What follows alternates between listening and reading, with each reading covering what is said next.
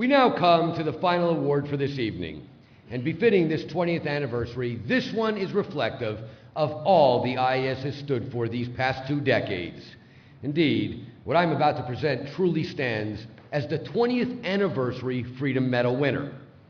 On the one hand, it's because it's an individual who has relentlessly worked across all sectors where LRH Tech is employed and for which Freedom Medals are earned.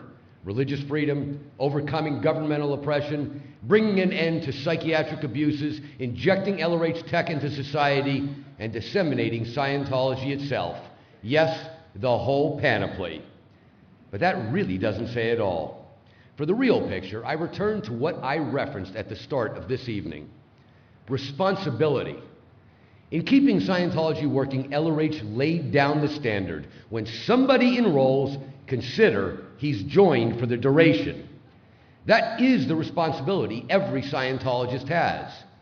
We all know it, and while it may sometimes be hard to confront, the fact remains it is our responsibility to be Scientologists, no matter where we live or work, no matter our resources or excuses. If you are a Scientologist, you are one of the relative few that hold the answers in your possession that all humankind depend upon. But you don't sit on the only answer that's ever been there. You don't ever give a second thought to the personal stakes involved. But now let's take it one step further. How much responsibility can one take? Look at it this way. If a Scientologist is a street sweeper, it is his responsibility to apply Scientology to his zone and whoever he may interact with. And no, it's not an option, not if he's a real Scientologist. And when his head hits the pillow each night, he'd better know he did all he could. Yes, all manner of reasons could exist to not do so, but let's face it, he might be able to fool others, but not himself. Similarly, a housewife has the same responsibilities for her family and extending out to the school her children attend and so forth. Then again, a corporate executive. It isn't a matter of simply being a wise member or a this member or a that member. When you stepped on the path and had your first cognition, you also became a part of the urgent mission to carry it forth. But let's take it another step. How much does one have to do to take responsibility for doing all he can? It's easy to see that the zone of influence of the corporate executive could be greater than the housewife, which in turn could be greater than the street sweeper. That may not seem fair, but neither is life. And it has zero to do with what others might say. No, it rests on one's own shoulders, and it's the individual himself who must know he's doing his part and all he can do. After all, you have to live with yourself, and when your head hits your pillow, it is you who you must live with. Bearing that in mind, the street sweeper, the housewife, the corporate executive, well, what happens when your zone of influence is the global stage? How much must one do to call themselves a Scientologist?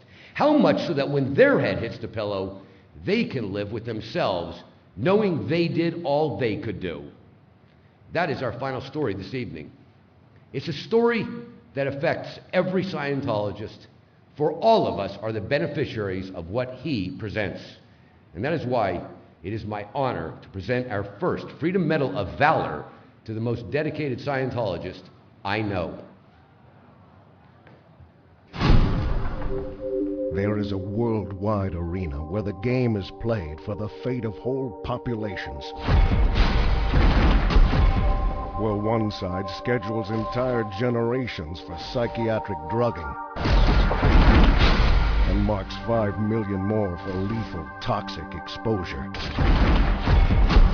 Also on the board, scores of nations where no workable technology will even be permitted. And plans in play to keep people so re-stimulated they can barely envision a future, much less consider the eternal scope of Scientology. But there's someone on the other side of that global arena, someone advancing Scientology on a fully epic scale to a very different future. And he is Class 4 OT7, Platinum Meritorious, and IAS Freedom Medal of Valor winner, Tom Cruise. The biggest movie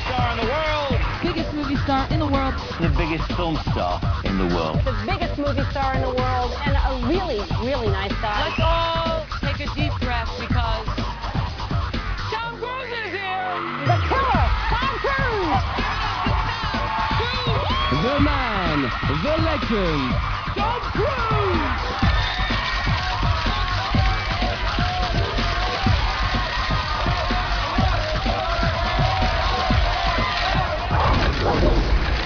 And while it doesn't get any hotter than under the lights on a global stage where every move translates into countless impressions, what he does on that stage is another matter entirely.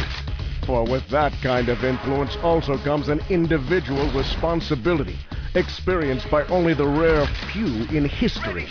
And for those who own up to it, well, that's the story of Tom Cruise, Scientologist.